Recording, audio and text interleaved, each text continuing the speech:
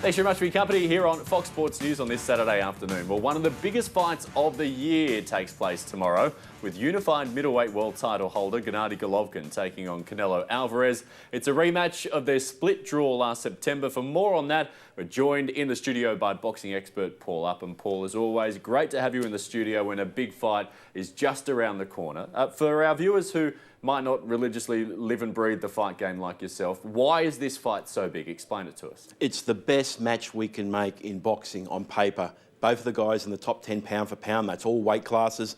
They're genuine world champions. Golovkin's never lost. Alvarez's only loss was to the great Floyd Mayweather. No shame in that. So you've got two guys who are genuine greats and they really want to win this fight. They had a 12-round draw 12 months ago and they don't like each other. There's a lot of history between the two, a lot of sniping, and I think it's a genuinely great fight. The best fight we can put out for boxing this year. This was the weigh-in earlier this morning. A little bit of back and forth between the two. What did you see in this? Anything that tells you anything 24 hours out from the fight? I'm a little bit concerned about Canelo Alvarez. I think he's struggling to make weight. He looked really washed out there. Part of the way, and he sort of struggled backwards and nearly fell, and his team had to catch him as he was coming back off the scales.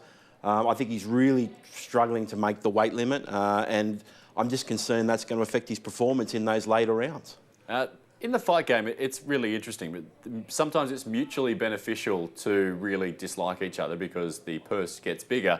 What is the genuine sentiment between these two? Sometimes they talk it up and it's not real. You see them hugging and kissing afterwards, but these guys genuinely don't like each other. It's all about money, because after the rematch, De La Hoya, the promoter, Oscar De La Hoya, and Alvarez tried to offer Golovkin only 25% of the pot for the rematch, which was disrespectful for Golovkin. He said at one stage there wasn't going to be a fight. They ended up doing a 52-48 split. Alvarez does bring more fans and more money to the pot, but to say take 25%, so Golovkin was really angry about that. And then there was, in situation this year, they were going to fight in May, and then Alvarez tested positive for clenbuterol, and he got a 6-month suspension for the positive steroid, which he said was from Mexican contaminated meat. Of course, Golovkin just called him a cheat, and Alvarez has hated that. He's resented that. He said it was an innocent mistake. So I believe they genuinely don't like each other.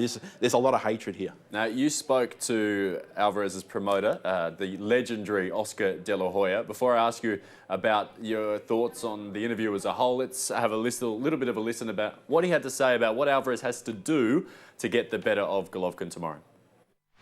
Yeah, no, he most definitely has to change his style, use a different tactic. Canelo's a smart individual. He knows how to outthink his opponents. He has 3 or 4 game plans. You know, Canelo must throw more combinations. He must use his footwork, side-to-side movements, confuse Triple G. And maybe even sometimes be aggressive and make Triple G go back. You know, so I strongly feel that this time around Canelo will use everything he has, what he's been working in the gym, to try to win this fight. Yeah, really nice interview done by yourself, Paul. That struck me as interesting because he's Canelo's promoter. And he's openly saying, oh, he needs to change this and he needs to change that. Otherwise, it may not end up well for him. I found that incredibly interesting from the promoter of his boxer. Well, De La Hoya, of course, is one of the icons of boxing, one of the all-time greats. He's a Mexican-American himself. He knows the pressure he's under. But he wants a decisive win. We don't want a draw.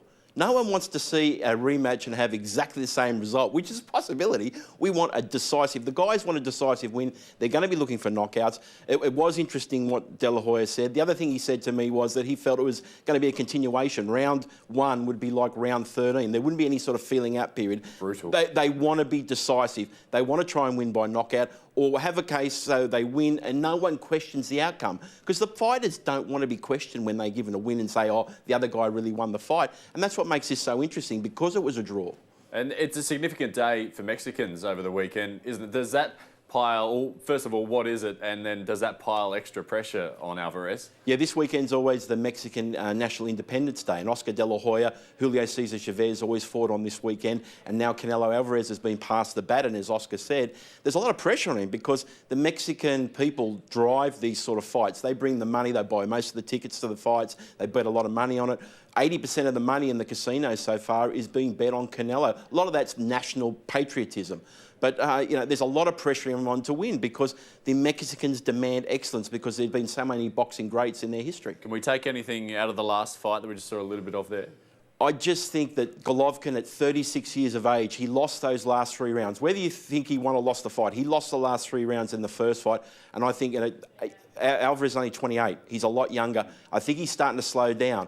If Golovkin doesn't knock Alvarez out in the first 6 rounds, I think Canelo can win on points if he's making the weight okay. And I've got a question mark on that. But it's just a great fight. That's why we love it. I don't know who's going to win. Don't know who's going to win. Which is rare because you usually come here and you tell it as it is and it usually ends up the way that you say. I normally have a strong opinion. Some people don't like it. That's how good this fight's going to be. That is. Not even you can pick it. We just enjoy the fight for what it's going to be. It's going to be a great fight, no matter what happens. Golovkin's got a big record to break too, set by Bernard Hopkins that he's currently tied with, I believe. Yeah, great middleweight defences of all time. He's going to beat Bernard Hopkins' record. And that's another little string in his bow. But, of course, if he loses, he ain't breaking the record. Yeah. So these guys have got a lot of pride. They really want to win this fight. And that's what makes it so intriguing for us as spectators. There's a lot of rubbish that goes on in the fight game. This is not that. This is absolutely one of the blue ribbon, gold star events of the year. If you're going to buy a boxing match this year, a main event, this is the one to get. Yeah, tomorrow, 10 a.m, as you can see there, live on main event. You also have some news on the Mundine Horn fight. Yeah, it's going to happen 23rd of November or the 30th of November, outdoors in Brisbane again. Right. It's a Friday night. It's going to be great for the guys. They're going to make millions of dollars. Mundine at 43, he's really sort of pushing the envelope towards his career. He doesn't like it when I criticise him, but hey, every time I say Mundine can't win and he wins, it makes him look even better. Jeff Horn's moving up in weight. I think it's going to be an exciting fight. The fans will watch and, we don't know what's going to happen that night. Do you still think this is the right fight for Jeff?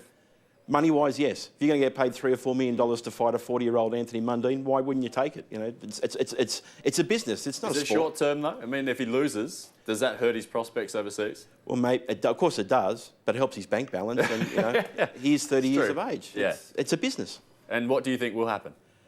Look, I think Anthony Mundine does have the skills that can trouble Jeff Horn, like we saw the American Terence Crawford, but of course Mundine's not Terence Crawford anymore. Jeff Horn, younger, stronger. Normally the younger, stronger fighter usually wins the fight. Always love chatting boxing with you, Paul Upham. We'll speak again soon. Thanks, Luke. There you go, boxing expert Paul Upham live for you on Fox Sports News.